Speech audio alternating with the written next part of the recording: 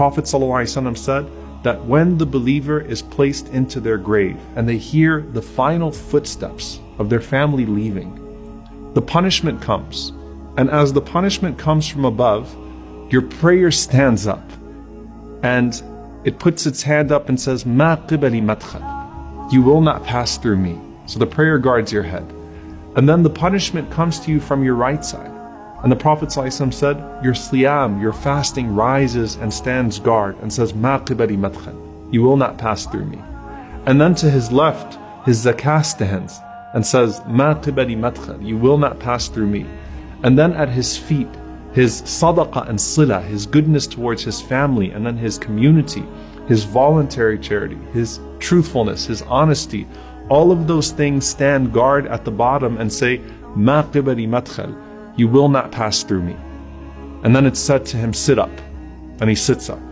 The Prophet ﷺ said that the sun is made to appear to him as if it's about to set. Yani it's almost Maghrib. It's about to be Maghrib. So the believer is accustomed to what? You're accustomed to salah, you're accustomed to prayer.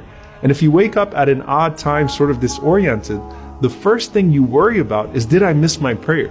So this person says, "Let me pray." And the angels say, "You'll get to that, but first you have to answer our questions. Man Rabbuk?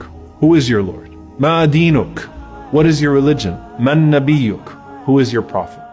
Now the only way you're going to be able to answer who your Lord is if you used to worship Him. And the only way you're going to be able to answer what your religion is if you actually used to practice it. And the only way you're going to be able to answer who your prophet is, sallallahu alaihi wasallam, is if you used to actually follow him. And if you answer right, a voice cries out from the heavens and says, "Sadaqa abdi, my slave has spoken the truth." And subhanAllah, in one hadith, the Prophet ﷺ said that those two angels that were first frightening, they say to you after you answer the questions correctly, "Kunna na'lamu annaka taqulu hadha." You know, we knew you were going to say that. We knew you were going to answer these questions right. And Allah subhanahu wa ta'ala then calls out, supply him with the furnishings from Jannah. Clothe him from the clothes of paradise. Open for him a gate to paradise so that some of its fragrance comes to him in his grave. And then his grave is expanded for him as far as his eye can see. And then at that point, you are laying in the clothes of Jannah with a window to Jannah. And everything starts to feel like Jannah, starts to feel like paradise.